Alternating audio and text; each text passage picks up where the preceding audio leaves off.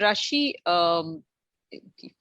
अगर आप अपने एक्सपीरियंसेस के बारे में बताएंगी और खास करके अपने सपोर्ट ग्रुप में जो आप कॉमन इश्यूज देखती हैं सर्वाइवरशिप के, उस पे भी अगर आप थोड़ी जानकारी दें। तो for survivors या patients on treatment? Both, you can touch on both.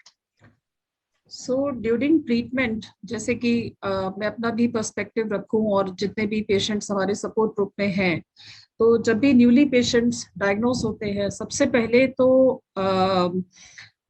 बीमारी को एक्सेप्ट करना सबसे बड़ी प्रॉब्लम है।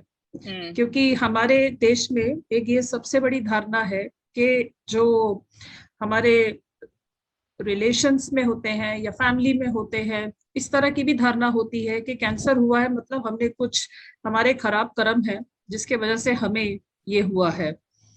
ऐसे में इंसान पहले ही आधा तो कमजोर हो जाता है, मॉरली बहुत वीक हो जाता है, डिप्रेस हो जाता है, एंजाइटी लेवल बहुत ज्यादा बढ़ जाता है।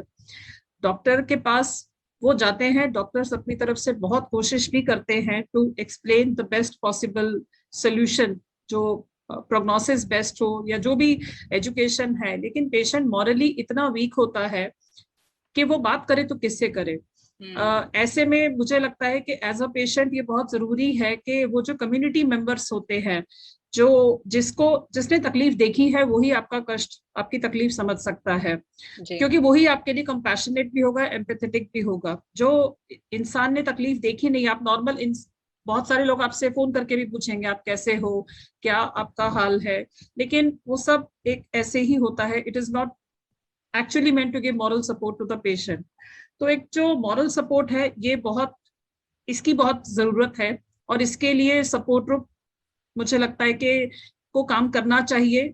जितने भी सपोर्ट ग्रुप्स हैं all over India, to provide moral support to the patient, do counselling, spread awareness about the disease, and work with the doctor, with the treating doctor.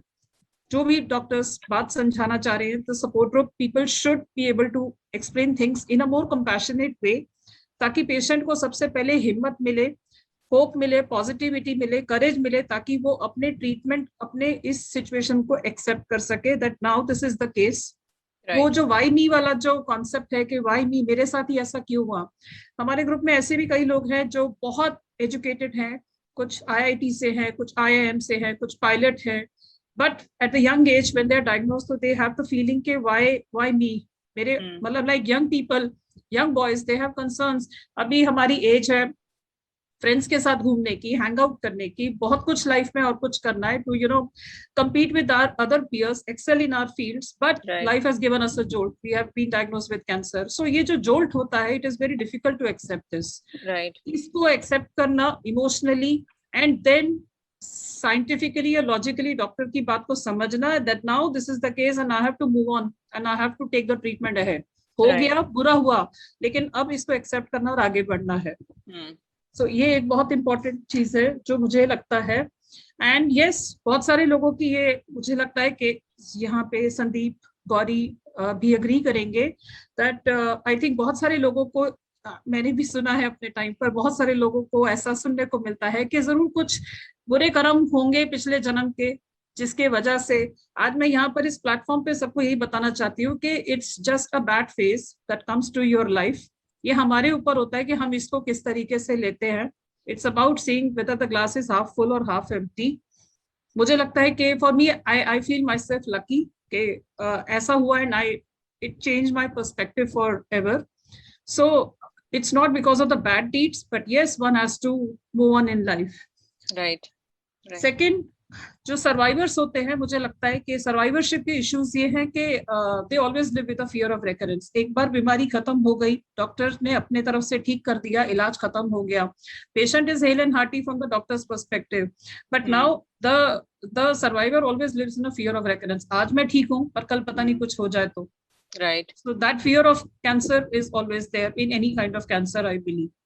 Second is, already cancer का treatment is quite expensive, you have to go for surgery, chemotherapy, radiation. अगर आपके AIIMS और टाटा में treatment हो रहा है, very nice, यहाँ पे बहुत ही अच्छे तरीके से इलाज भी हो जाता है और बहुत रीजनेबल तरीके से हो भी जाता है।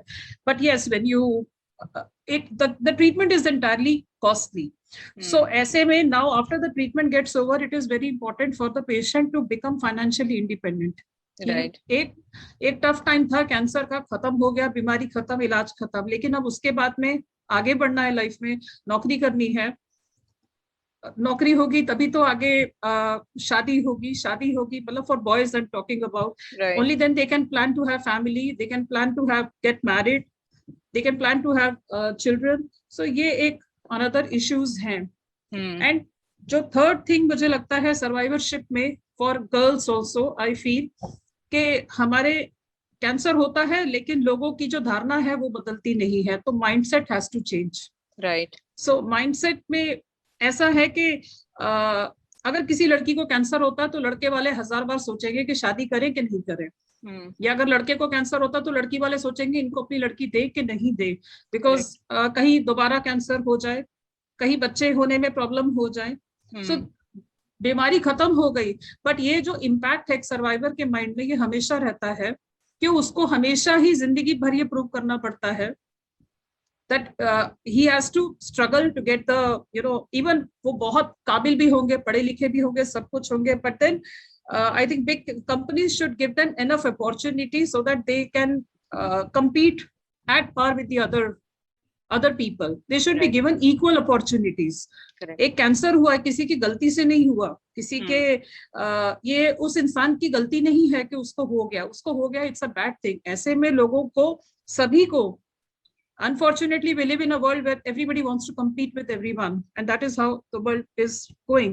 But everybody should support, खास तौर पे कैंसर पेशेंट को, कि जो अपनी लाइफ में आगे बढ़ सके, शादी कर सके, फैमिली अपनी बना सके, अपने इंडिपेंडेंट हो सके financially. He should be given equal opportunities for everything to do in life.